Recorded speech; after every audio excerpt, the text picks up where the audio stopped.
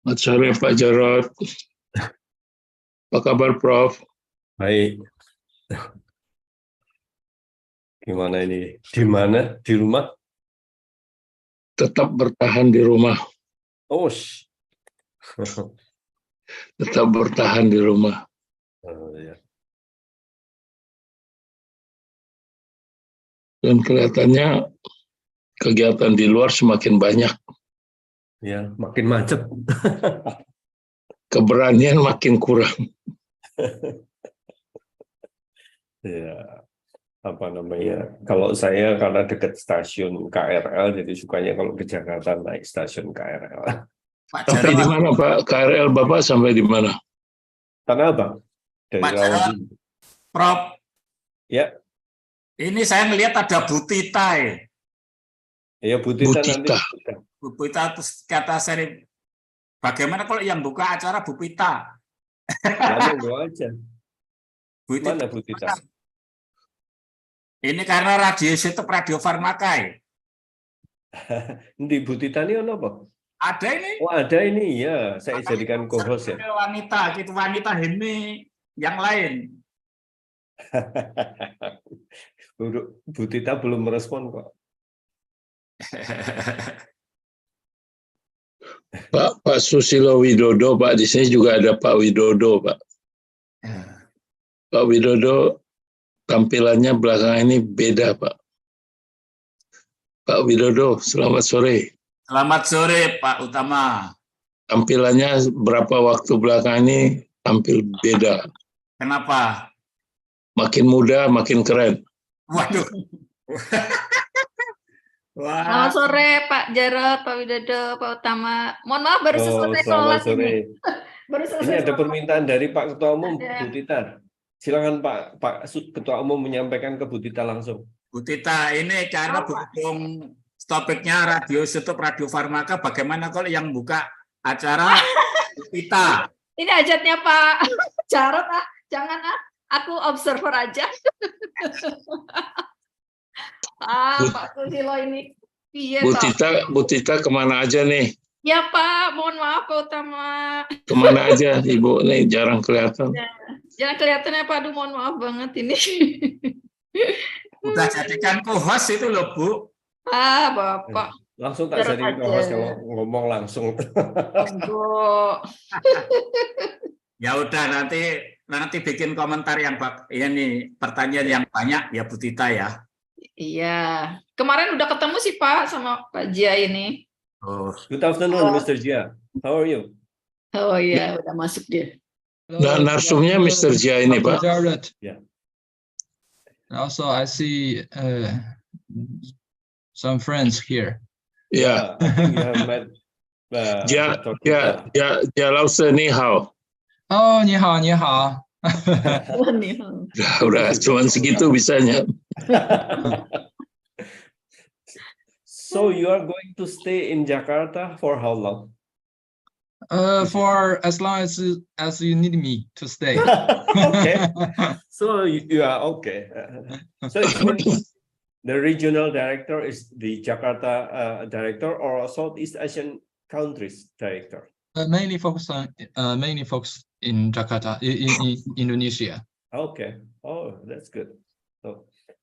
So hopefully you will collaborate with Dr. Tita in the radioisotopes research. Yeah, actually, for radioisotopes, we need to discuss and to find some points. Okay. Yeah. So it's very, very. I expect very constructive discussion with Green, with the nuclear research organization. Yeah. Okay. So let me introduce our chairman of Indonesian Nuclear Society, Professor Dr. Susilo Widodo. He is my boss in this society. Pak Jarot is the big boss. Hello, sir. How are you?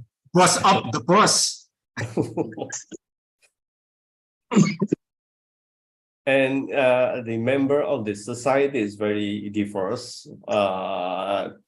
Previously, Pak Utama Kayu, Mr. Utama Kayu, he's also I think he is a businessman, but he's eager to develop the nuclear technology on many activities, including the agriculture, the use of the nuclear technology for the agriculture, and many members also in here.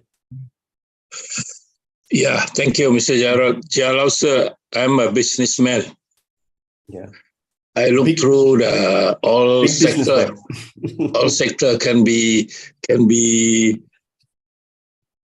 done in the private sector area is doing the business and to support the growth of nuclear activities in this region. So I hope we can establish a good relation between our Chamber of Commerce and Industry with your organization. Thank you.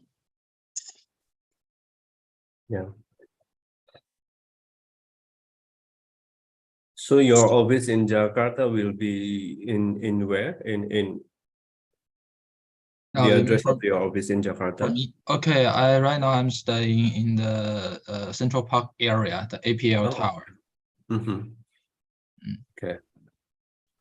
The same office with Pak Teddy, Mr. Teddy, and others also? The CEO is Mr. Henry. Okay. Yeah.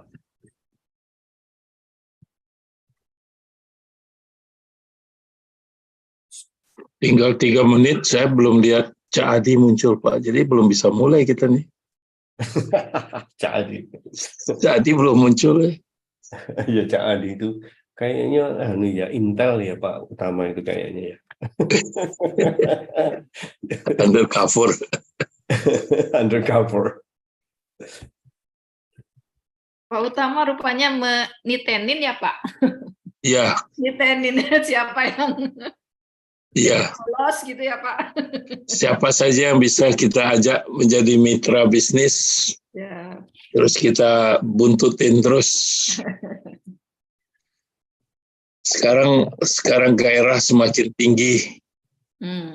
Ya, apalagi kata Pak Menteri BUMN, depo pelumpang mau dipindahkan. Wah, kebayang nggak itu bagaimana itu sektor swasta harus mendukung itu. Termasuk juga mendukung SDM-nya segala macam. Tahun 1970 saya dari sumur di Prabu Muli, saya pindah ke Jakarta. Karena disuruh kerja di hutan, siapa tahan di hutan.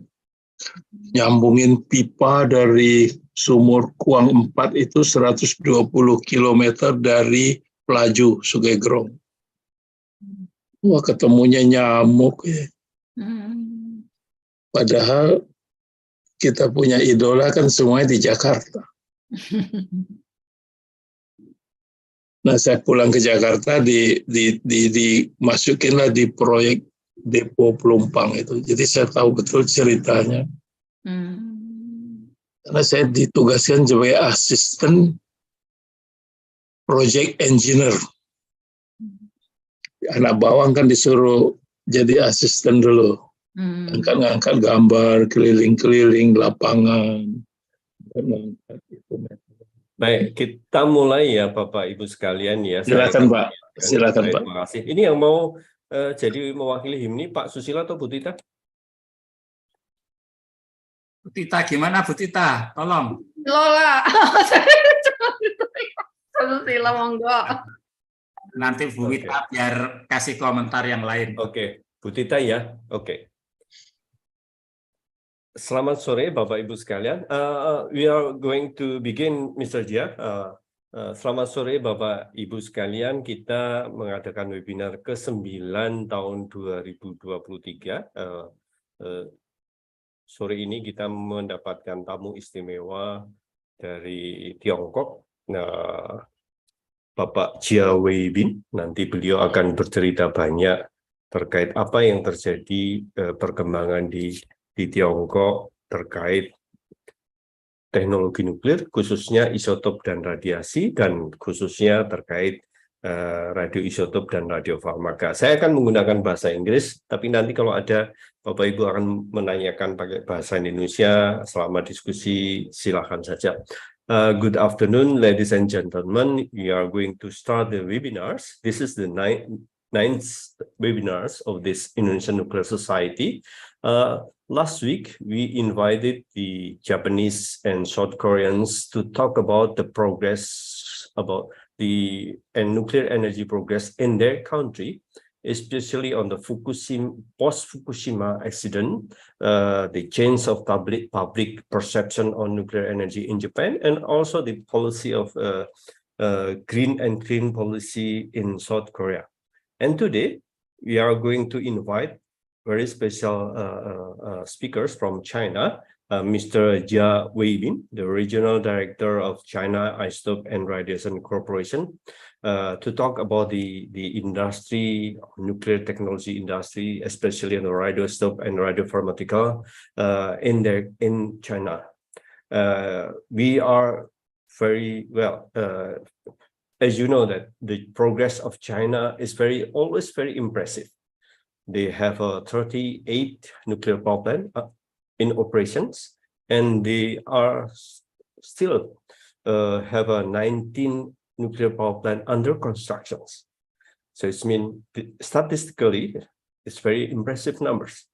And also they have many the gamma irradiators, for example, and other nuclear facilities, nuclear and radiation facilities. So I expect, and we are expecting, that we can discuss many things about the nuclear technology with Pak Jia. I can call him Pak Jia. But before that, I would like to ask Dr. Tita Puspitasari to give opening remarks. Please, Bu Tita. Well, this is quite sudden, yeah. But Professor Jarod, thank you very much. First of all, I would like to distinguish our chairman of HIMNI and also distinguished speaker, Dr. Jia, for join with the webinar, yeah, the HIMNI, the regular webinar of HIMNI.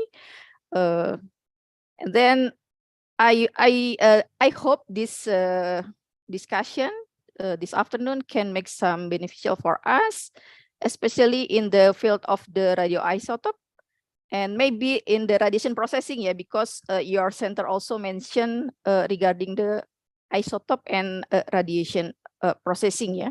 So we are curious or wondering regarding with your as Dr. Professor Jarod mentioned before, regarding your achievement in this field.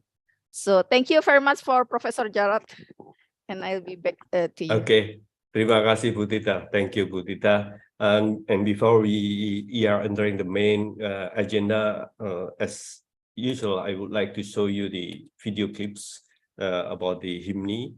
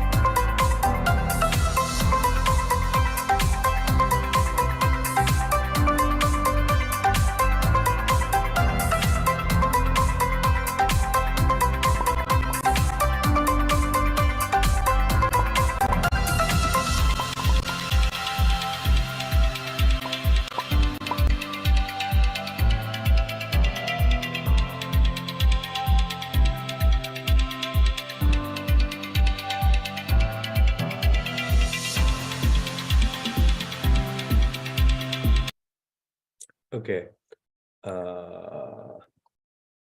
Thank you, ladies and gentlemen.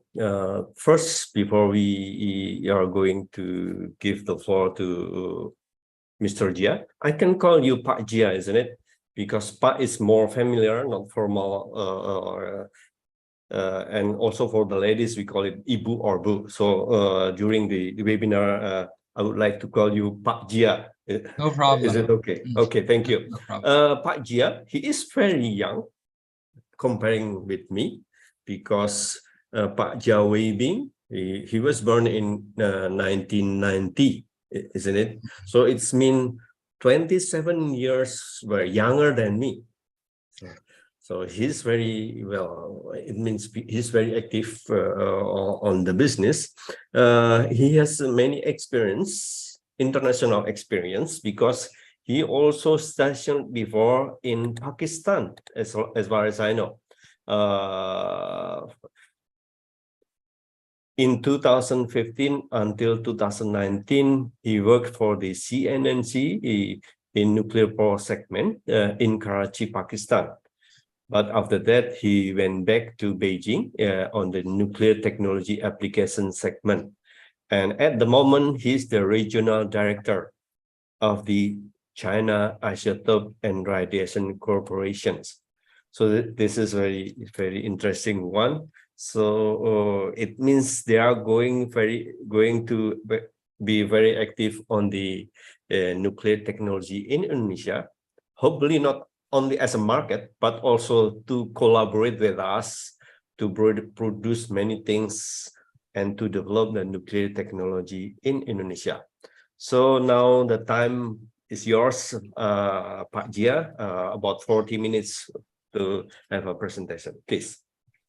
Okay, thank you, Dr. Jarrett, and thanks for all the friends that are interested in this webinar and also the development of the nuclear technology application area in China. So now I would like to present a PowerPoint to show you first where I come from, the brief introduction of the company, and also the development of the radioisotopes and the radiopharmaceuticals in China. And as Dr. Tita and also Dr. Jarrett mentioned, I will also mention a little bit about the radiation processing. So now let me start.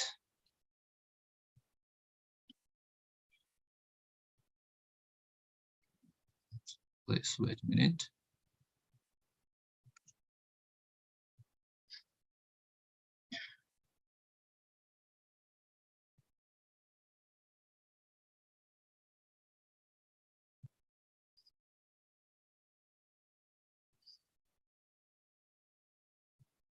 So Dr. Jarrett, can you see the screen? Yes, you can see that. Yes, it's okay.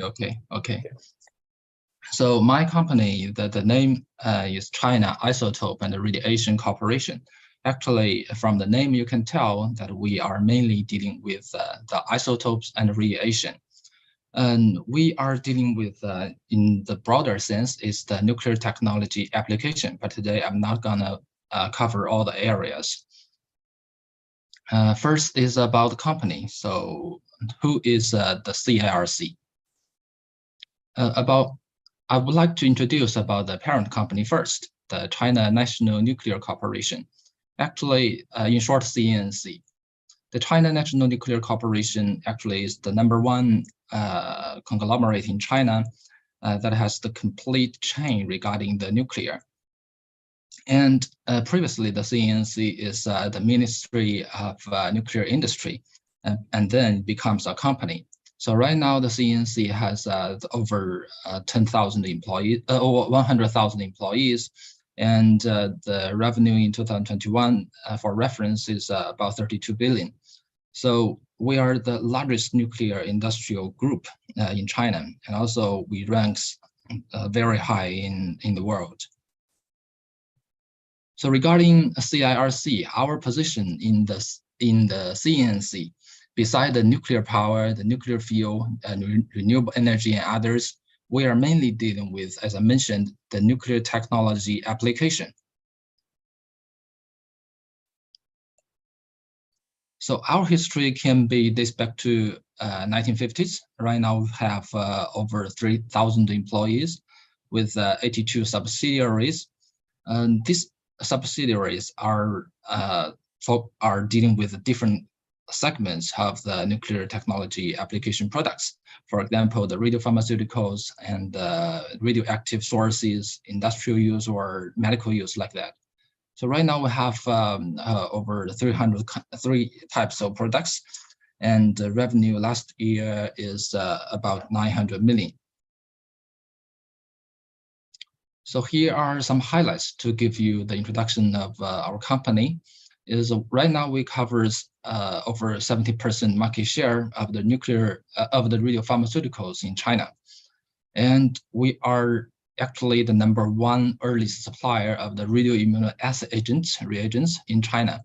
And I noticed that in Indonesia there are also these kind of practices conducting by the hospitals. And next is we covers 95% of the market share of the urea breast test kit and devices in China. This is for the diagnosis of the Helicobacter pylori in the stomach, which is the leading cause of cancer in the stomach. And also for these products, we have worked together with the Indonesian partners, and it has already sold in the local market. And next is the #1 supplier of the radiology sources. We are the only one manufacturer in China for those sources. And we are one of the 3 major suppliers of international cobalt sources that is mainly used in the irradiation facility. And influence level, CRC works very closely with different kinds of associations or societies, no matter in China or in the world. We are the executive vice president for the China Isotope Radiation Association, and we are the executive director in the China Nuclear Society, because CRC mainly dealing with the medical level. We are also the standing committee member of the Chinese Society of Nuclear Medicine. And internationally, we work closely with IAEA, the IAEA and others. So technically, we drafted 4 national standards and 11 national drug standards, 11 industrial organization standards, and we have over 200 patents. This is a layout of CRC hospitals, the hospitals under CRC management. Because previously the CNC is a quite big conglomerate, and then they have a different hospitals in all over China. So this is the general information for your reference. We have actually 8 hospitals under our management. The grade 3 level A actually is the tertiary hospital locally.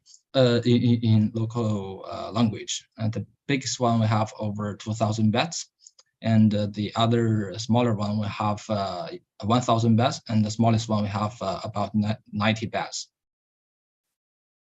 This is a real shot of the biggest hospital we under our management, and this is another one. And we mainly, as you know, we mainly dealing with the nuclear, the radio.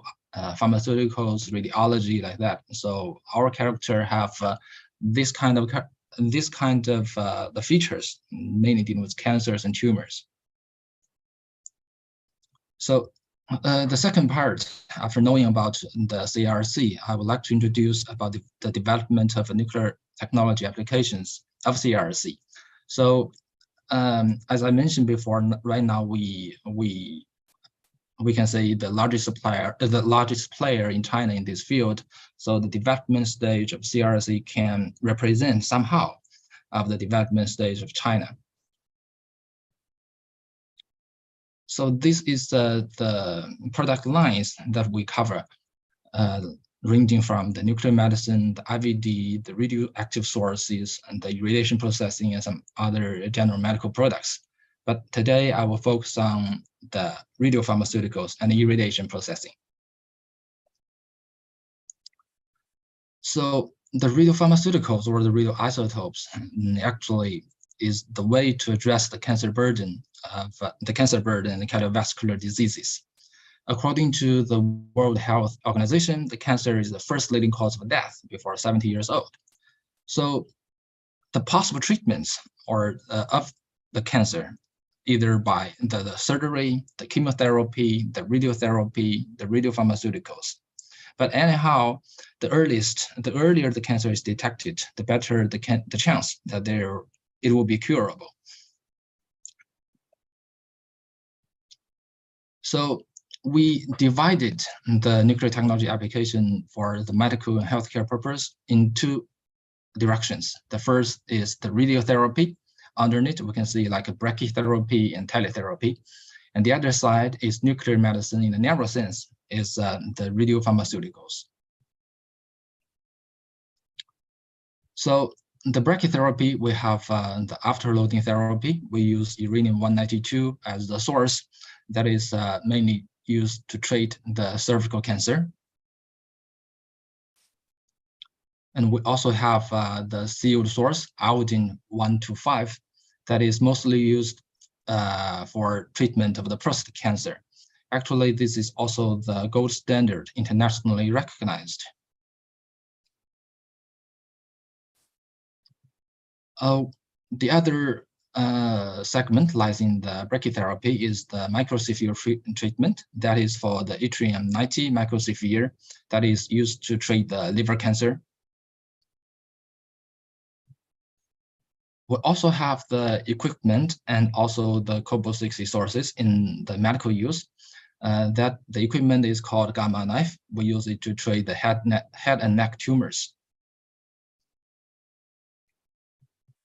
This tomotherapy actually it is an accelerator, a linear accelerator. We use the electron beam to treat the wider range of tumors in the body.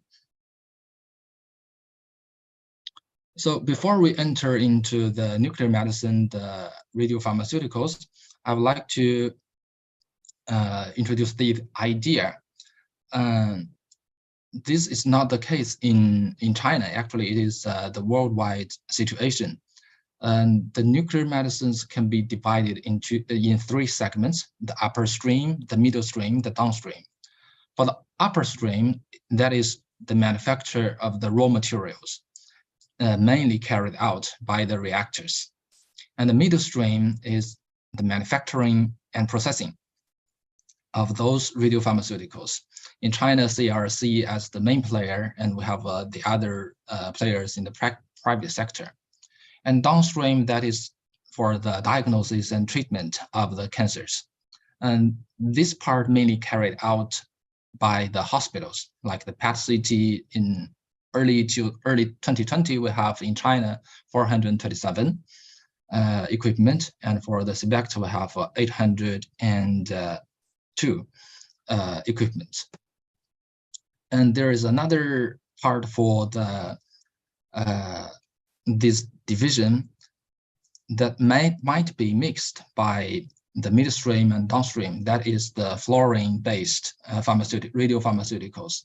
In China, mostly are carried out by the midstream, the manufacturing bodies. And there are some cases, and I think in Indonesia the same, the fluorine-based radiopharmaceuticals are produced or manufactured by the hospital. So after knowing these three, upper stream, middle stream, and downstream, we can go next. So CRC, every year we like using our technologies, over 30 million patients are diagnosed or treated using the nuclear medicine and molecular imaging techniques that mainly fall into the SPECT and PET molecular imaging.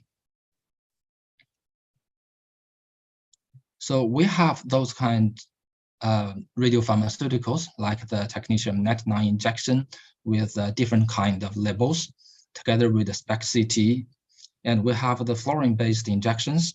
It is produced by the cyclotrons and then used together with the PET-CT for the diagnosis of tumors, nervous system diseases, and the CVD cardiovascular diseases. And the breath test, as mentioned, in 2021, the US government listed H. pylori, a bacteria and level 1 cause of stomach cancer.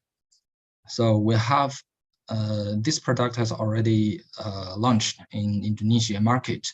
It is a golden standard detection method. this RAA test, radioimmunoassay test, also for the diagnosis of the tumors and cancers.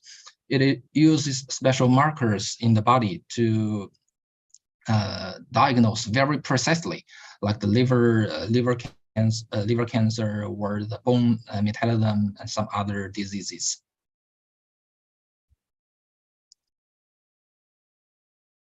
For the treatment, we also have the iodine 131. It has also widely used, I think, in the Indonesian hospitals, by the Indonesian hospitals. That is to treat the thyroid cancer, because thyroid cancer is the only organ in the body that can automatically absorb the iodine. And the strontium-89 injection, that is used to treat the bone tumor pain. I know that the brain has also manufactured the samarium-153 that has the similar treatment effect as the strontium-89. And here are some other kinds of radiopharmaceuticals, like the phosphor-32 solution and the lutetium-177 injection to treat the gastrointestinal, pancreatic, and neuroendocrine tumors. So based on our experience and also the development practices by other players in China, we think there are 3 key factors about nuclear medicine industry in China. The first is the GMP and safe radiation protection. And the second is the in-time delivery realized by the network layout of radiopharmacies. And third is more medical resources and better infrastructures. For the GMP and radiation protection, it needs to, the production or the delivery of the radiopharmaceuticals need to have strictly follow the QC process, and we do a lot of personal training, and the facilities need to be up to the standard. And for radiation protection, actually in China, I think maybe that is the most strictly regulated part. We qualified it, CRC are qualified as the Class 1 Safety Protection Standardization Enterprise and licensed by the Ministry of Ecology and Environment for the radiation safety. And second is about the radiopharmacy. So the radiopharmacy is mainly used by for the production and the distribution of the PET-CT and SPECT radiopharmaceuticals. So why is the radiopharmacy? Because so much radiopharmaceuticals have the half-life. I know maybe there are some participants are not familiar with those radiopharmaceutical, so I explain a little bit more. For example, the fluorine-18 based radiopharmaceutical, the half-life of it is less than 2 hours. So we cannot deliver like in Beijing or maybe in Jakarta to a very far place, maybe the other island. So we have to build the radiopharmacy in Jakarta or in the other islands like this. So we have 32 in operation already in China, and 23 in full operation, and we have 17 in construction. But based on my understanding, that right now in Indonesia, there has not been even one radiopharmacy that is commercially used for the development of the radiopharmaceuticals, for manufacturing of those radiopharmaceuticals. Most of us are used like import from other countries. This is like the picture interior site of the radiopharmacy. And this is the exterior site of the radiopharmaceuticals, just for your reference. And the better infrastructures. The better infrastructures actually, we can call it like the nuclear medicine. According to my knowledge and enlightened by the Dr. Jarrett, I think right now in Indonesia, we only have 22 nuclear medicine departments. So actually this figure is is small. So if we want to get more people like treated or diagnosed. So this infrastructure must be, the numbers must be increased. So the development is like startup, from the site selection, production design, and so much procedures to the development stage. We establishment the standardization of the radiation protection system. We do the trainings and the radiation safety and the radiopharmaceuticals production, quality control, etc. And the other step falls into the maintenance. We do radiation protection monitoring, system safety assessment, verification of the protection effectiveness and equipment facilities. And then the other is the cyclotron maintenance. Right now, as I mentioned, the cyclotron in Indonesia are I think equipped in the hospitals. And then is the decommissioning part. So this is the site for production, like the technetium-99 generator workshops and the production lines we have in China. This is inside of the nuclear medicine department. The entrance, the ward, the corridor, and the radioactive waste in the veiling area. So I also like to introduce the current development stage of the nuclear medicine in the world. The figure is from year 2022. The population, and we see the world about 8 billion, and China is 1.4, and the Asian countries altogether, Asian countries is 0.67, and we can see the market size of the nuclear medicine. US actually takes the dominant position, is 2.8, and in China is less than 1, and Asian countries altogether combined is 0.17. So the annual expenditure for nuclear medicine per capita, we can calculate easily. US is the leading position, 8.2, and China is a huge difference. Compared to US, is less than 1, 0.67. And Asian countries compared to China is also a significant drop, that is only 0.25. So for example, the weekly consumption of one kind of radiopharmaceutical, the molybdenum-99, in terms of curies, US consumes 4,000 curies per week.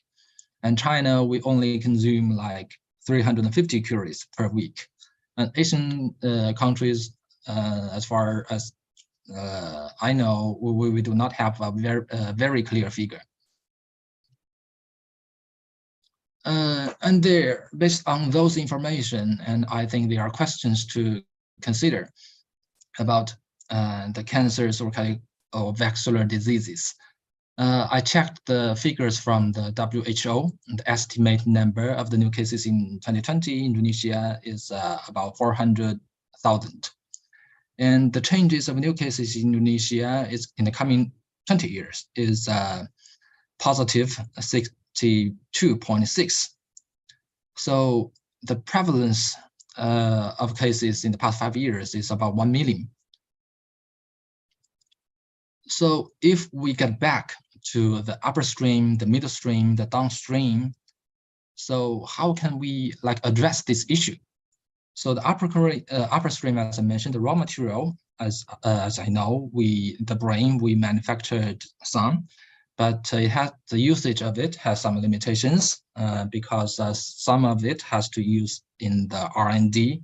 It cannot commercially goes into the market. In China, regarding the upper stream, I think in 2020, there are 8 ministries. They released an announcement that we will build the capacity to manufacture, to produce the raw materials by ourselves. So right now, CRSC also takes shares in one of the reactor that only used to produce the radioisotopes.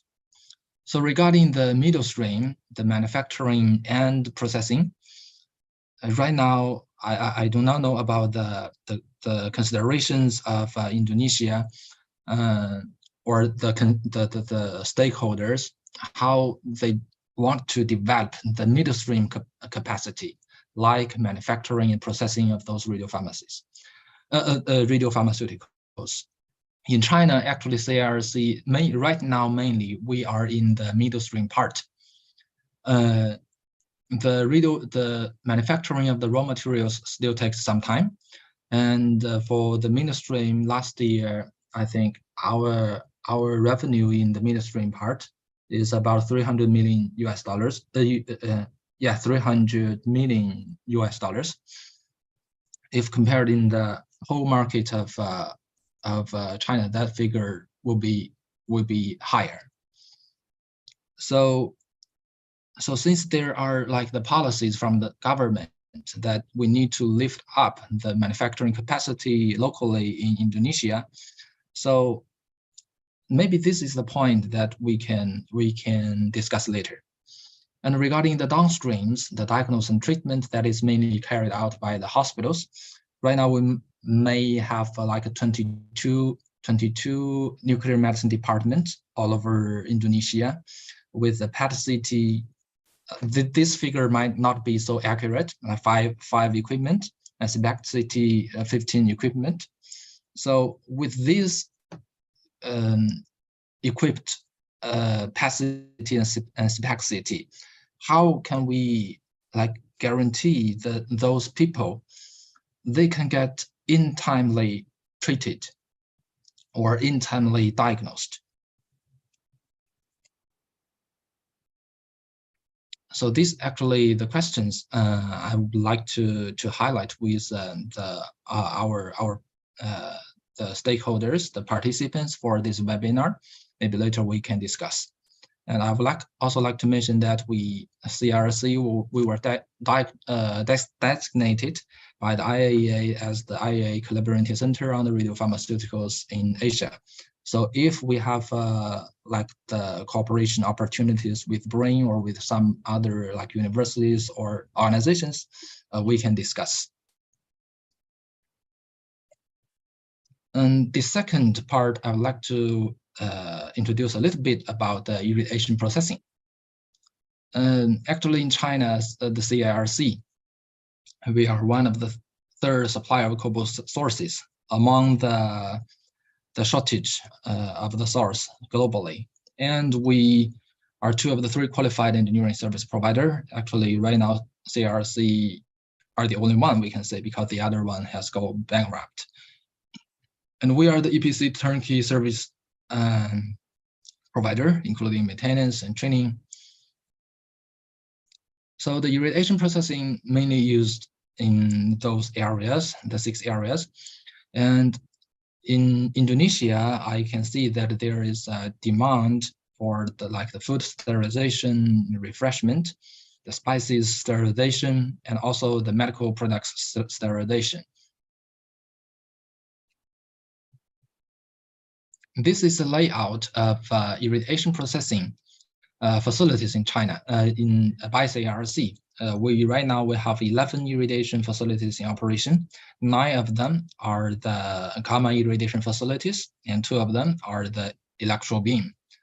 In the past 3 years, we have exported 4 facilities to Malaysia, and the first one actually we exported in 2013.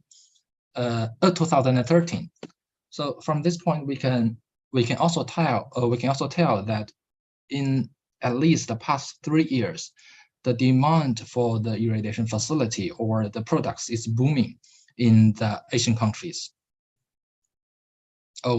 Here I would also like to highlight that in China right now we have 11, but we designed over 100 facilities in China. In China right now, in totally maybe had about 130 facilities, gamma irradiation facilities. So questions to consider. So why irradiation technology has not been widely used in Indonesia yet? We know that there are like 2 gamma irradiation facilities and maybe 2 or 3 electron beam facilities.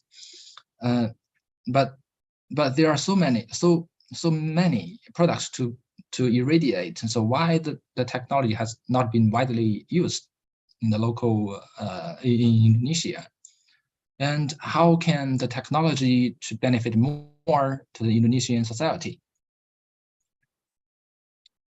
So the open cooperation, as I mentioned, no matter it's organizations, governments, universities, academic institutions, or companies, we can also discuss, like to find opportunities, the common ground.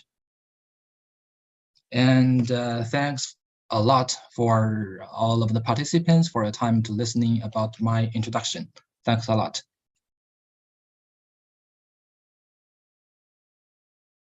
Thank you, Pak Jia, for your presentation. It's very impressive. Before the audience would like to ask you some questions, maybe I encourage you to raise your hands to the participant if you want to ask directly to Pak Jia, or maybe you can write down in chat. My first question is, you have several, you mentioned that several methods for the treatment of cancer, like chemotherapy, surgery, radiotherapy, and radiopharmaceutical. How many presentations for the radiotherapy and radiopharmaceutical in this case in China? Because in Indonesia, it's very small numbers people to use the nuclear medicine on the cancer therapy. Okay, I see. Actually, for now, my figure may be more accurate in the nuclear medicine area. I do not know about the percentage layout, but I know that in China, our services are provided to over 3 million patients. And if we are talking about the urea breast test, that goes to a far bigger amount. That is every year we've done about 50 million tests in China. Mm-hmm. Okay, so well, because as far as I know, please correct me, Bu Tita, and there is one person from Inuki, Bu Widarayu. We have only around 15 hospitals that equipped with the nuclear medicine in Indonesia, maybe for the moment. So this is very small numbers, maybe comparing with China. Maybe Bu Tita or Bu Widarayu from PT Inuki would like to give some comments on that. Bu Widarayu, maybe you have any questions? Pak Prof. Jarod, maybe I will make some comment. Your comment is right, but recently the Minister of the Health will increase the nuclear facility or nuclear medicine in each province. Okay. So at least maybe 32 will coming soon. The nuclear medicine. Okay. So it's a good business, I think, for the near future, because the background of the minister is the nuclear engineer, so he knows well about the nuclear. Thank you for the corrections, Bu Tita. Do you have any comment to the presentation of Pak Jia, Bu Tita? Yeah, maybe Pak Jia, I want to ask regarding the IAEA collaborating center, on radiopharmaceutical between IAEA with the China Atomic Energy Authority. What is the relationship between your company with the China Atomic Authority? Okay, I see. Mm-hmm. Actually, the CIA is the government body. That is the government. Okay, for us, we are like a company. Although we are like a state-owned enterprise, but we are more like a company. So the cooperation is, so IAEA, we can treat it like a government, okay, international government body. And CIA, the China Atomic Energy Authority is also a government. So the collaboration is on the government level, but the implementing body is the CIRC. But you mentioned before that on producing the radioisotope, you access or you use or you utilize the reactor, the research reactor, yeah. So does it belong to the atomic authority or that belongs to CNNC. Okay. Our parent company. Oh, so it means you also have the research reactor to produce the radioisotope. Yes, yes, we have one in Chengdu. Okay.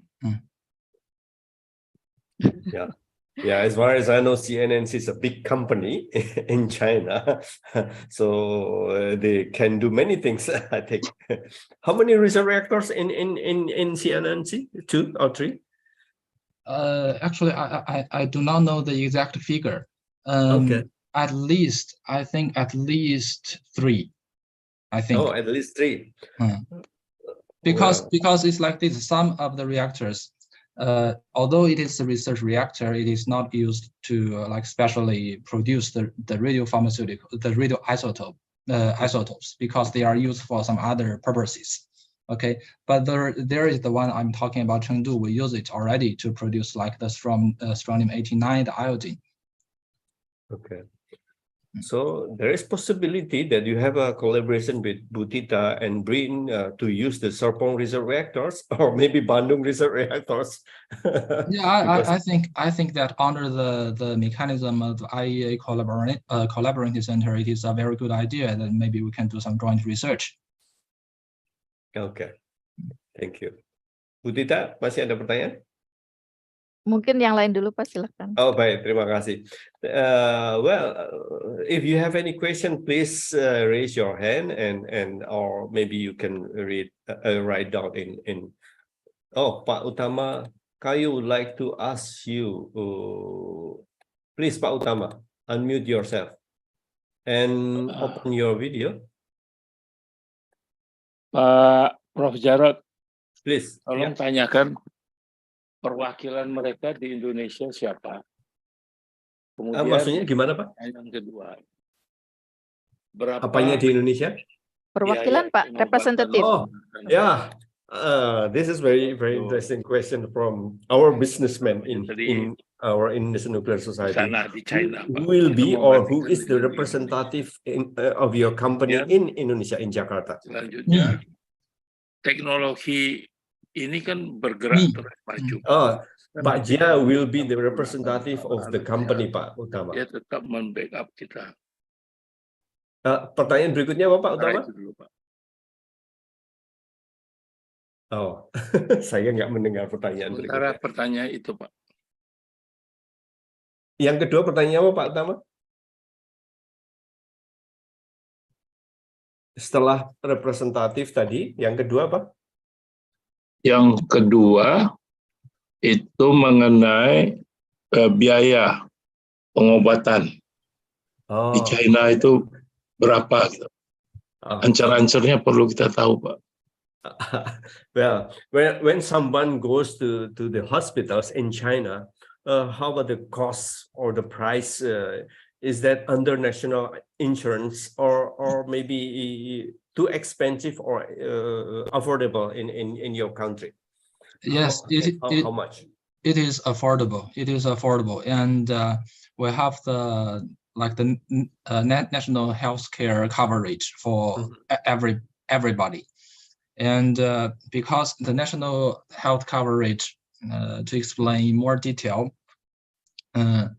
only like certain categories of no matter medical devices or radiopharmaceuticals or as you can imagine, can enter the national health coverage. Some in, some not. But for those categories that in the national healthcare coverage, the government would pay 80 or 90, at least 70%. The others will be covered by the individuals. Okay, most of them covered by the government, 20% by individuals. So I have a question, maybe very simple one. In the cost, not the price. For example, if one patient goes for the radiotherapy once, how many costs ethics for that in that case? Do you have any figure? Yes. For like if we want to the radiotherapy use the tomo knife, it is like 2,000 RMB. 2,000 RMB is 2,000 yuan. 2,000 yuan is like $300. Oh, $300. Yes, and it can be covered by the government. Oke. Mahal atau murah itu Pak Utama ya? Sedang Pak, mahal nggak, murah nggak Pak? Oke. Kalau sehat jadinya murah, kalau gagal mahal. Yeah, he said it's not so expensive. Yeah, but you know, if we goes to like the fluorine 18, we use the PET-CT. Use the fluorine 18, that is expensive. That I think is about maybe $1,200 to $1,500. Okay, it's very expensive. The PET-CT, is it? Okay. Yes, it differs. Oke. Ya. Ada Pak, pertanyaan lagi Pak Utama? Ya, pertanyaan saya ke Ibu Tita, apakah nanti Ibu Tita, apakah nanti BPJS mau mengcover biaya terapi ini dengan radio? Silakan Bu. Mungkin Pak, saya hanya karena memang di luar ini ya Pak ya, dengan kebijakan Kemenkes sekarang yang memperbanyak tadi fasilitas kesehatan nuklir ini, kedokteran nuklir, dan kemudian melengkapi semua fasilitas-fasilitasnya, saya tentu saja berprasangka baik ya bahwa kemudian terkait BPJS dan lain sebagainya juga akan lebih disempurnakan Pak terkait regulasinya. Oke. Ya, kita berdoa ya Bu. Iya Pak. Kemudian apakah SDM kita cukup Bu untuk melayani radio? Nah, betul. Jadi memang ini masih isu yang sangat hangat juga Pak. Dengan kebijakan Kemenkes itu, kemudian langsung Menteri Kesehatan menghubungi IAEA, dan dalam minggu-minggu ini tim ya teknis lah dari IAEA akan datang untuk memperlancar ya proses tersebut, dan memang ini langsung dihandle oleh Kemenkes, Kementerian, dan oleh menterinya sendiri Pak, langsung Pak, untuk mempercepat proses tadi, target-target tadi, dan memang sudah ada kalau tidak salah ya fundingnya untuk melengkapi semua fasilitas tersebut. Dan memang terkait sumber daya manusia ini juga capacity building yang tentu saja formal, mungkin diperlukan perguruan tinggi ya, sinergitas dengan perguruan tinggi saat ini terkait fisika medisnya, instrumentasi dan lain sebagainya. Kemudian yang sudah existing mungkin dengan bantuan IAEA juga akan dibantu untuk capacity buildingnya Pak. Itu makasih Bu. Ya, makasih Bu Tita. Mohon maaf kalau ada, mohon maaf. Ya, jadi memang salah info. Memang jadinya begini Bu Tita. Kita pengen sesuatu tapi kita tidak siap ya Bu, sepertinya sumber daya manusianya belum lengkap, biayanya belum lengkap, peraturannya belum lengkap. Terus tadinya saya tuh pengen bicara sama Jia Lao Sư, bukan iso. Jia Lao Sư, you listen to me? Yes. Jia, Mr. Jia? Yes. You understand? We are very interesting to using this technology in Indonesia. Okay. So far, we didn't have completely human resource to operate for this system. Do you think you can send us the expert of the trainee to Indonesia before we can use your machine and your technology here in Indonesia? Yeah. You have a lot of people down there. Can you send them to Indonesia? Thank you. Thanks for your question. Actually, we have this kind of a mechanism to do the training or capacity building to the human resources. Frankly speaking, that if the Chinese people to operate a kind of medical institutions, I think the government does not allow. But if for example, you want to send the people to China for the training, for the capacity building, and the facility, all the facilities that we already have. And if you, like in the medical area, you send to our radio pharmacies, you send to our hospitals, send to our the irradiation facilities, no problem. Like 3 months training or like half a year training, on-site training, that is no issue. And I also want to highlight that in the coming September, we have like a training program that is sponsored by the Chinese government, especially for the nuclear technology application. So if you are interested, maybe we can discuss, and I got you invited. Yes, Mr. Jia, I'd like to discuss with you in this short time. Is possible to send our young doctor to training in your hospital, in your countries? Oh, yes, that's good. Yeah. Yes, that's very good. Nah, Ibu Tita, kalau begitu kita kirim dulu teman-teman training ke China lah sebelum. How much? My question, Mr. Jia, yes, how much the cost for one unit completely in one hospital? How much the cost? You mean one unit what? What is the instrument you want to buy or you want to use, Pak Utama? Jenisnya apa? Fasilitasnya? Yeah. When we want to install one unit in a hospital, how much the cost for them? Okay, I understand your point. The hospitals, actually the budget varies a lot. If you like to equip one equipment, for example, the gamma knife, and then the other you want to equip like the afterloader, and then you want to equip the PET CT, you want to equip the SPEC CT. The equipment itself is already very much expensive, and you need to have those infrastructures. You need to have like the complete like a QC program or the QA program. So that varies. So if like you have a clear idea, you only want to treat, for example, the cervical diseases in the hospital, okay, then I can give you like an idea how much it costs. But if you want to like build the nuclear medicine center or oncology center, then that is another issue to discuss. But yeah, can I give your WhatsApp numbers to Pak Utama Kayo so you can directly communicate? Yeah. Each other. Is it okay, Pak Utama? Nanti saya kasih Thank you. WA-nya. Yes, thank you. Oh, thank you. You have your international number or what? Or yeah, actually today I have applied an Indonesian number, but I haven't used it yet, so okay. I don't know whether it is workable. Nanti saya berikan nomornya Pak Utama ya. Baik, tapi saya kasih komentarnya begini ya, Bu Tita, Pak Prof. Jarot. Sepertinya tidak dalam waktu dekat ini kita bisa mewujudkan ini. Itu hitung-hitungan saya, karena sepertinya investasinya cukup besar. Dan kalau kita pengusaha yang invest ke sana, kayaknya hitungannya lebih lambat lagi. Nah, dalam hal ini peran pemerintah harus menjadi paling depan. Pemerintah yang harus invest. Kita sebenarnya swasta tidak mungkin. Baik, seperti yang disampaikan Bu Tita itu, Kak, Menteri Kesehatan sudah sangat semangat untuk membangun di tiap provinsi gitu. Every province, you want to construct the nuclear medicine facilities. Ya, nggak bayangin itu, Pak. Paling tidak semangatnya dulu lah. Semangatnya bagus. Ya, baik.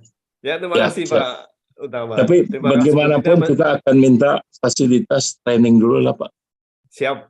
Ya, kita minta facility training. There will be another person that raised hand. Pak Yudi Utama, please. Thank you very much, Pak Jarot. Oh, please open your video, maybe. Pak Yudi Utama is the former chairman of PT Inuki, so he knows well. Oh, okay. I'm sorry, I'm in the US now. It's 5 o'clock in the morning, so I don't use my video because I'm like lying down on bed. I'm sorry. Questions to Mr. Jia. How do you produce your Moly 99? Do you using a target like in the reactor, or do you use some other method?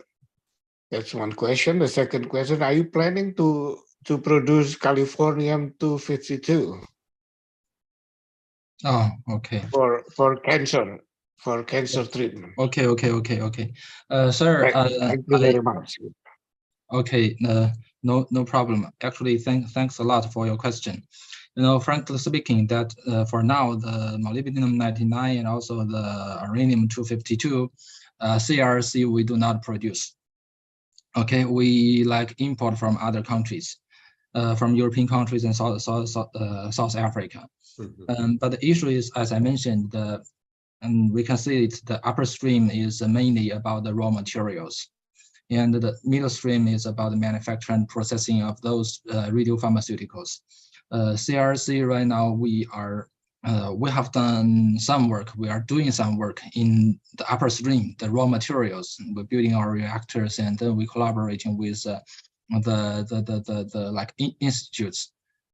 I know that our team has some programs regarding the manufacturing of the 2 radioisotopes you mentioned, but too technically I do not know, and I think we maybe exchange ideas after I consulting with my technical expert.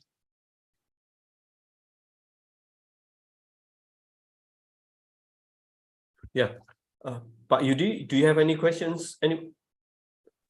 Another? Yes. Do you plan to build a facility yourself in China, or about making or producing Moly-99 in the future? Yes, we are already building. We are already building it. Okay. Yeah. And do you want to be the importer from China, Pak Yudi?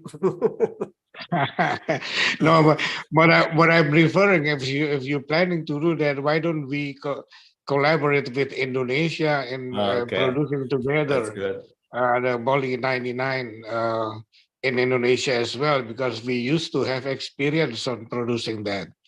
Thank you. I know that. I learned that Inuki previously, maybe back to 1 or 2 decades, Inuki is quite strong in manufacturing of those radiopharmaceuticals. But for now, I think it is quite a pity the stop production. Okay. Any comment, Pak Yudi? Okay. No, thank you very much. Okay, terima kasih Pak Yudi. Then another persons from Bapeten, Pak Joko Harinugro. Can you open your video? Okay, please. Yeah. Thank you, Pak Jarod, for the opportunity. Pak Jia, I would like to ask about the irrigation in China. I would like to ask, how can you assure that the quality of radioisotope and also nuclear medical equipment, just like spexity, cyclotron, etc., follow the requirements from the just like nuclear regulator in China, and also from the Ministry of Medical, and also how can you guide the standard allow with the international standard? Thank you. Okay. Thank you for your question. Actually, I am very glad that you raised about this point, because for CRC we are mainly the stronghold for our capacity mainly lies in the middle stream. We have produced those radiopharmaceuticals for decades. As I mentioned, our history dates back to 1950s. So in China, the regulation part, the radiopharmaceuticals is under very, very strict regulation by the Ministry of Health, by the Chinese FDA, by the Ministry of Environment, and by the nuclear safety or security authority. So that is like triple regulated in China. So how we can guarantee the quality of those products? First, there are like the national standards I mentioned, the industrial standards, and from our facility, we all of the procedures, the facility itself is the GMP certified, and also the procedures are like we follow the international standards, the ISO standard, or with all the kind of standards. We follow the standards of the by the Chinese government. We follow the standards internationally recognized, and in this way we guarantee the quality of our products.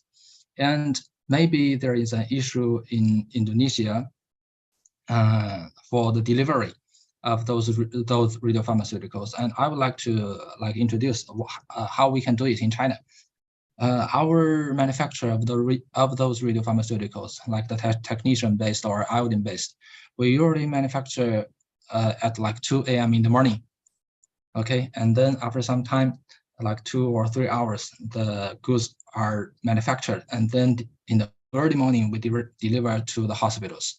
We build those radiopharmaceuticals all over China, so we use it to cover a certain diameter within the delivery capacity of the radiopharmacy.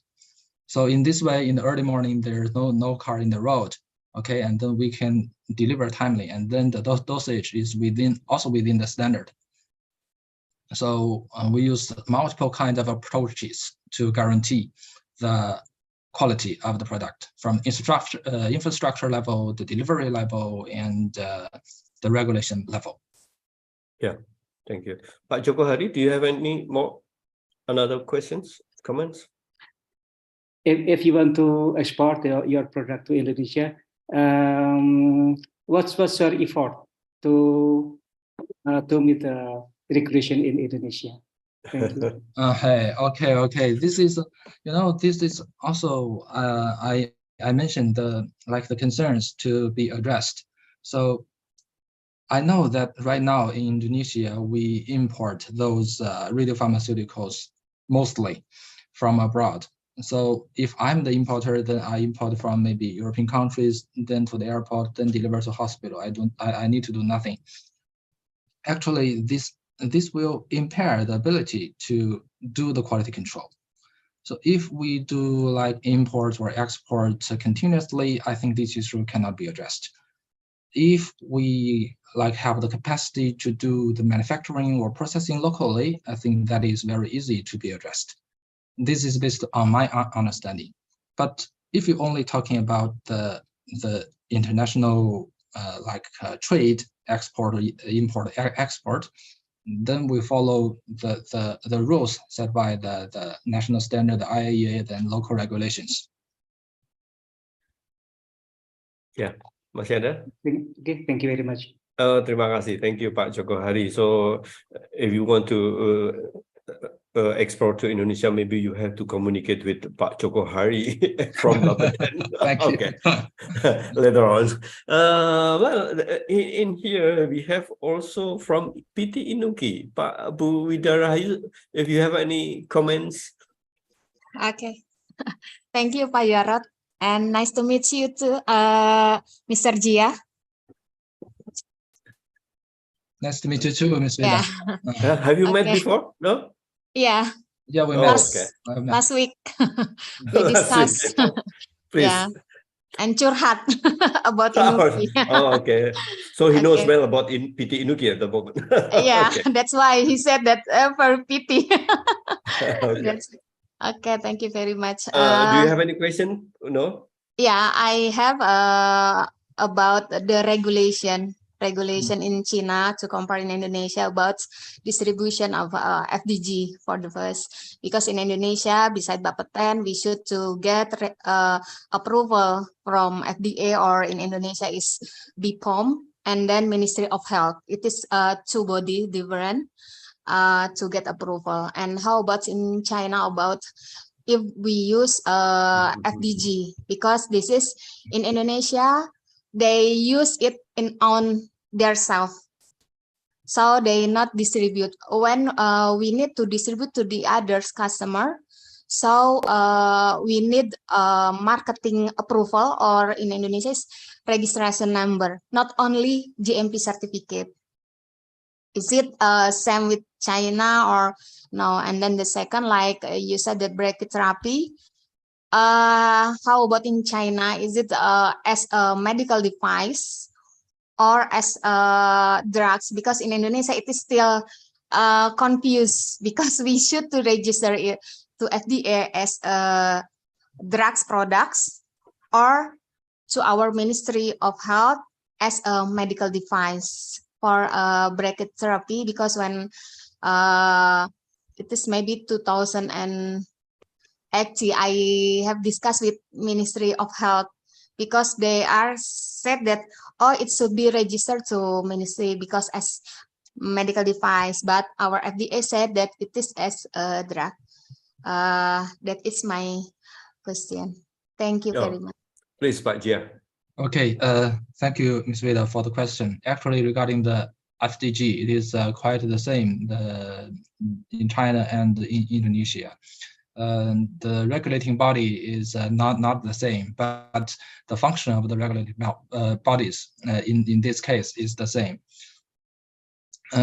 We need to have the registration from the Chinese FDA. We need to, as I mentioned, we need to follow the regulations set by the China Environment and Protection Agency, and also for the implementing body itself, like if the hospital wants to use the fluorine-18, it has to get a special permit from the government. And it has those like radiation protection and others. So for the fluorine-18, I think it is nearly the same. But the issue is, as I mentioned, and also previously our guest mentioned, how to guarantee about the quality control, because in the hospital it is not GMP environment. It is do not have a very strict as the GMP requires the environment. So maybe the quality of the product get impaired. In China, I want to also highlight one point. That is, previously in China, the hospitals also have this stage. They equip those cyclotrons or maybe those production facilities inside the hospital. This is also the case of USA and European countries. But gradually, all those activities are shifted from the hospital to the professional company like the Industri or maybe some others to do this part. The reason is that first, it is not safe for the hospital to operate. Like in the future, one hospital, they have this kind of, every hospital, a little bit bigger hospital, they have this kind of approach. It is quite dangerous.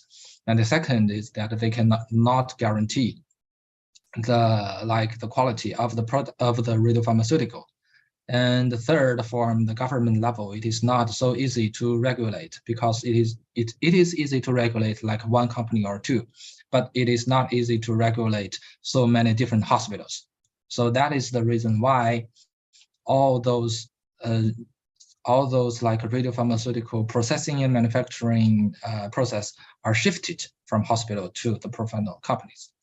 And second is about the question. Sorry, for the first, ya mungkin untuk masukan juga kali ke Pak Jarod juga Pak, ada discuss lah.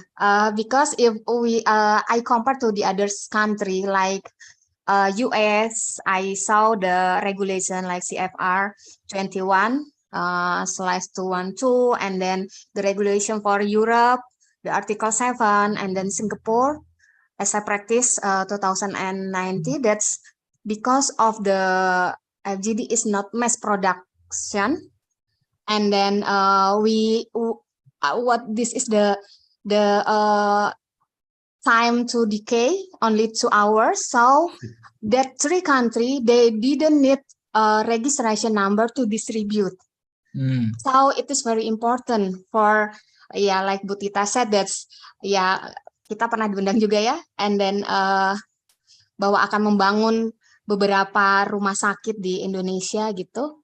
So if the regulation is not, I mean that we said that it is still need a registration number. I think it's very not different with the other country like Europe, US, and Singapore. So you mean Indonesia should modify the regulation to make simplify without like numbers to be submitted, something like that? Yeah, registration number is different with different with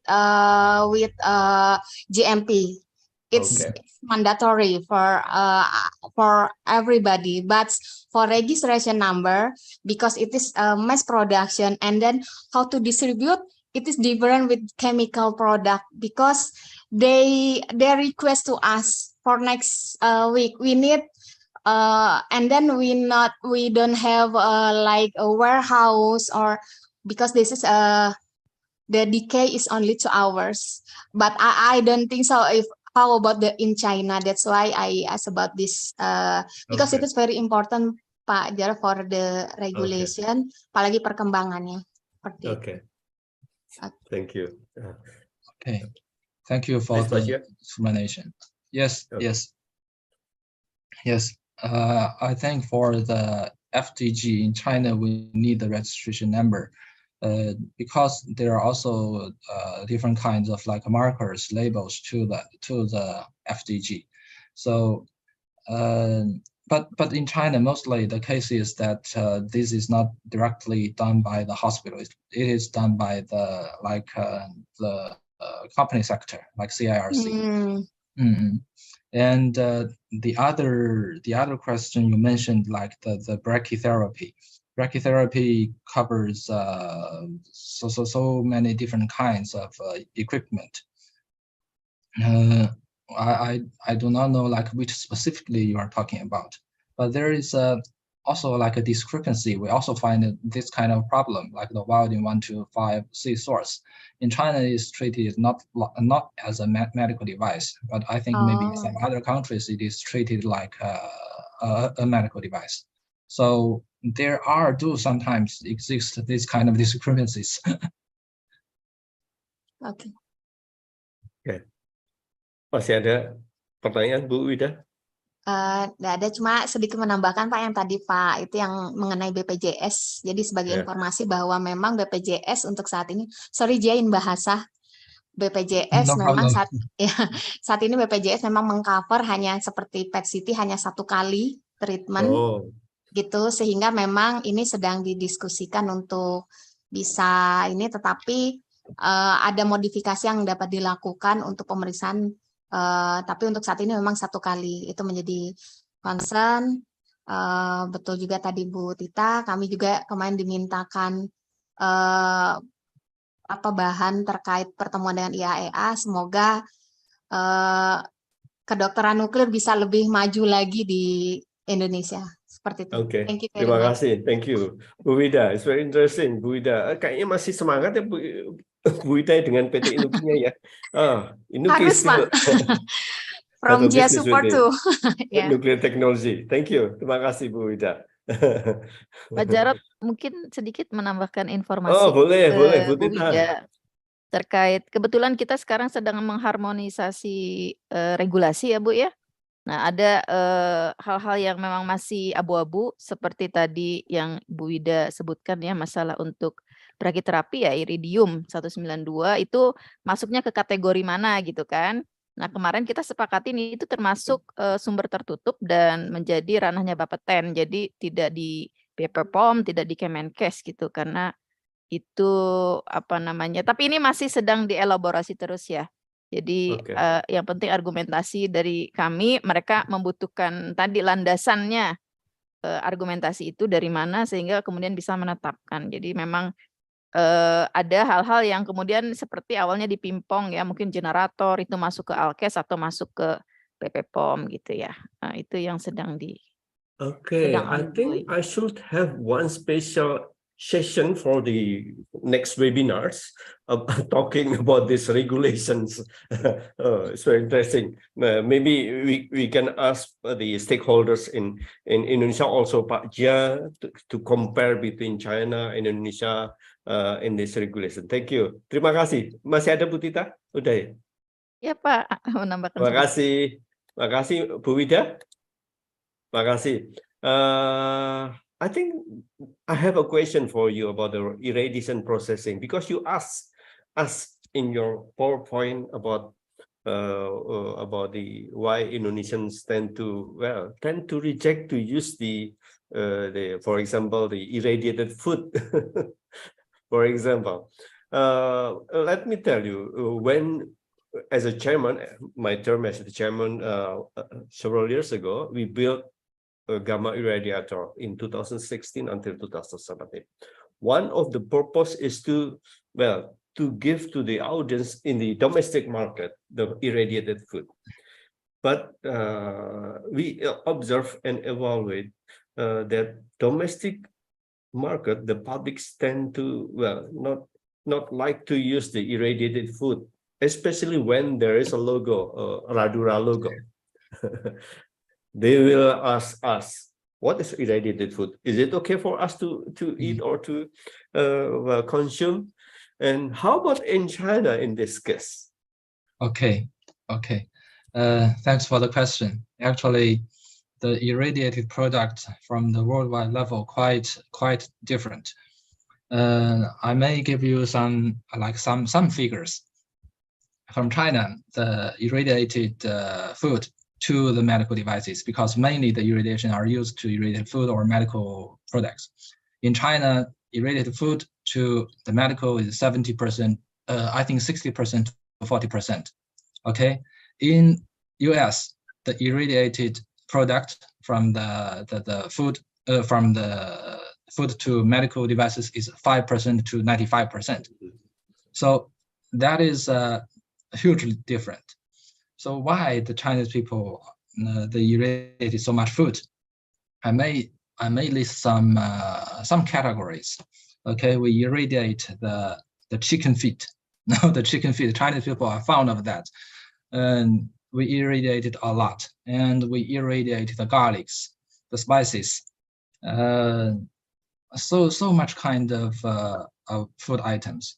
The Chinese people are very acceptable to the irradiated food, because maybe the people are educated well for this kind of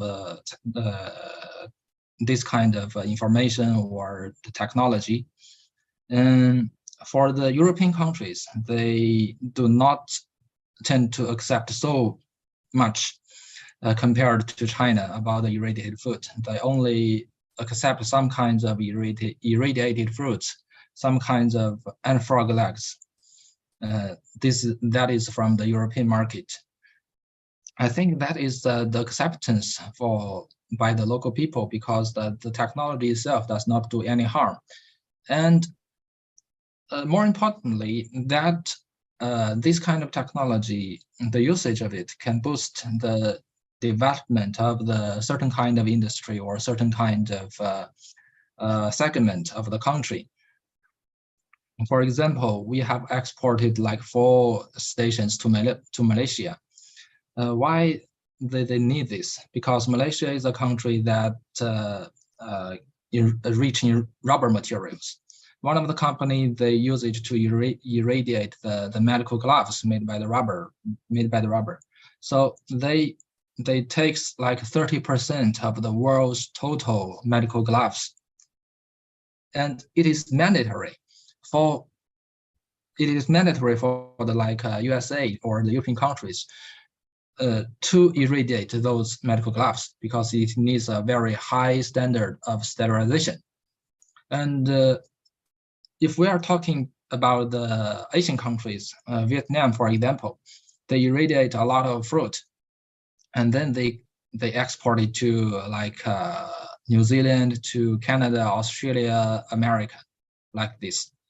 So I think that why I raised that question, why I do not see that there is like widely used about this technology in Indonesia. Because if I look at this issue, definitely one part of it is in the domestic market, but we shall pay more attention to the overseas market. It can help a lot to boost the export. Okay, yeah, I think it's very interesting. But gradually, I believe that the Indonesian public will use this irradiated food because of the education and other things that we promote. The nuclear technology is very safe and other things. Another person, Pak Siswandi, do you want to ask Pak Jia something, please? Ya, Pak Sis. Terima kasih Pak Prof. Jarod. Nitip aja di Pak Jarod di bahasa Indonesia kan aja ya. Ya, monggo. Ini Pak, tadi saya perhatikan dari awal ya. Jadi apa namanya itu dari presentasinya Mr. Jia ini paparannya, saya melihat nuklir dipakai pada penyembuhan berbagai macam penyakit kanker tadi. Kemudian pertanyaan saya Pak, seberapa besar tingkat kegagalan bila dipakai dalam pengobatan kanker tersebut? Ya, jadi seberapa besar tingkat kegagalannya? Misalkan dari 10 orang gagal 1 dari pengobatan pakai nuklir ini. Yang pertama ya Pak. Yang kedua, apa yang menjadi ukuran kekuatan dari negara Tiongkok ini pada perusahaan Pak Jia ini terhadap bidang radioisotop dan teknologi radiasi terhadap negara-negara yang sudah terlebih dahulu ada seperti Amerika dan Rusia. Terima kasih Pak terhadap yang terima kasih. His question is very interesting. The first questions using the nuclear medicine or radiotherapy, how many percent have a failure or success? Do you have any numbers on that? It means that how effective this therapy, these methods, comparing with others like chemotherapy or surgeries. His question is about the failure numbers, but I think how effective it is better to say it. The second thing is about the well, there is a competitor among the countries like China and the European countries and United States, for example. Maybe I change the question a little bit. How many years it takes for you to be one of the market leaders of this nuclear technology? Okay, thanks a lot for the question. Yes, it is difficult to give you the numbers, exact numbers, like how many people get treated. But I can answer this question from another aspect. That is, as I mentioned first in my PowerPoint, that it is to find the cancer at an early stage and to treat the cancer precisely is the most important to the cancer patients. So nuclear medicine actually has the advantage that the other approaches cannot compare. So that is why the people tend to use this approach, even if it is radioactive. Okay, this is the first point. And second is this early detection, early diagnosis, and early treatment. This standard is not set by the Chinese people only.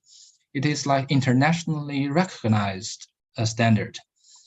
I think previously I read a report that is to say, if we can find the cancer at early stage, the 5 years survival rate of the cancer patients will be significantly higher. So that can mean something by using this technology. And if we talk about the numbers, like last year we treated 3 million patients. 3 million patients use our radiopharmaceuticals to do the diagnosis and treatment, and the number is growing. So if this technology, if this radiopharmaceuticals does not effective, so the market will not accept because it is useless. Okay. Okay. Use a good language.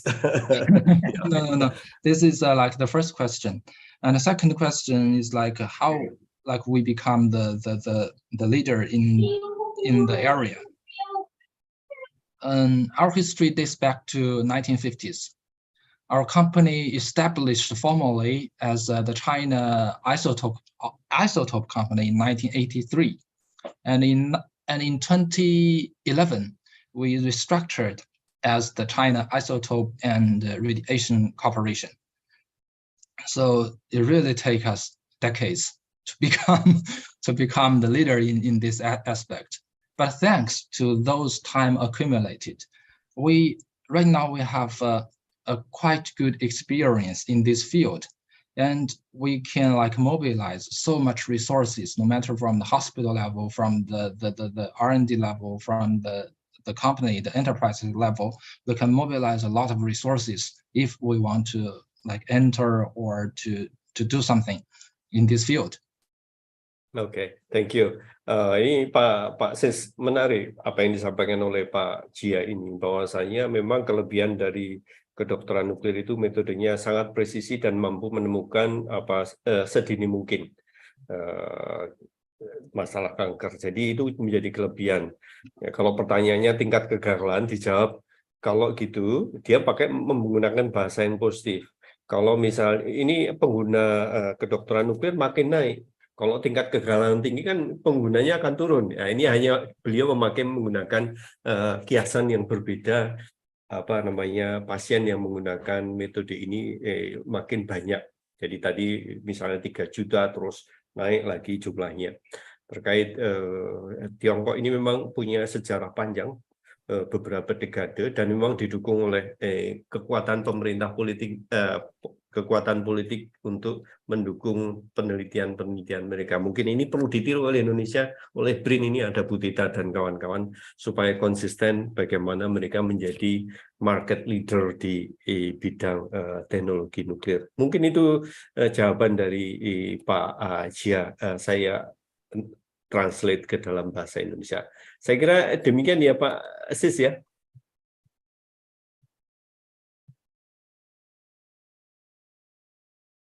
Masih ada? Terima kasih. Yuk, makasih.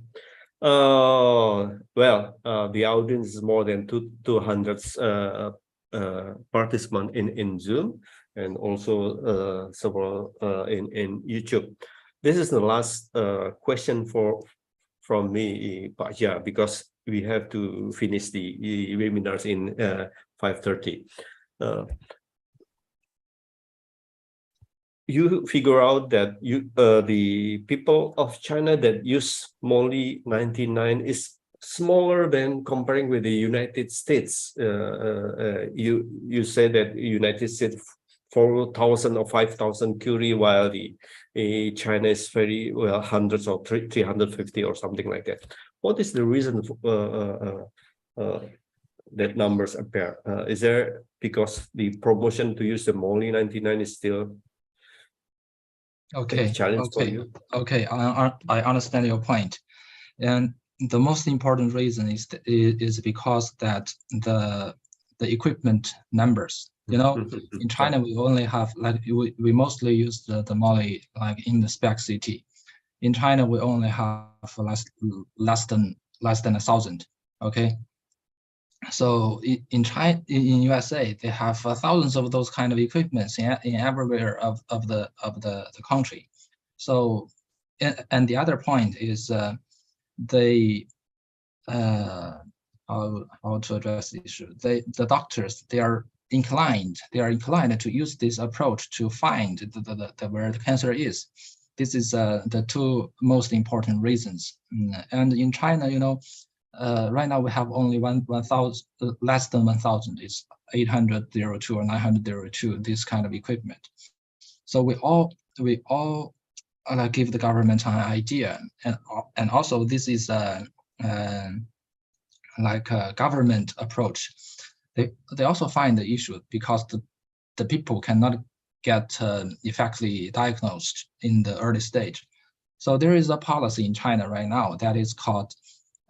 In one county, there shall be a nuclear medicine department. Okay, the county is like the province level and city level and then next is the county level. So now we're saying the county level it shall have like one nuclear medicine department. If this can be implemented, and then the number of the equipment will be much larger. So later in China, we can consume more mollies. Maybe we can compare with the USA in the coming years. Okay, thank you. Well, we are entering the last of the webinar. I want you to give closing remarks. Well, the expectation or hope about the collaboration between China and Indonesia in the nuclear technology, or something that optimistic words, please. Okay. First, I would like to thank you for this opportunity to and invite me to deliver this report. I'm very happy that first I have this opportunity, and I'm very glad that there are so much people, like over 200 people, are interested in this area. So from this perspective, that I think it is quite promising to like the development of the nuclear technology application in the industry in Indonesia. And second is that I heard from Tita that the MOH Ministry of Health are actually they are paying attention to this field, that in the future each province at least they shall have one nuclear department. So this will also help a lot to the diagnosis or treatment of the local people if they like feel the uncomfortable. And the last is I think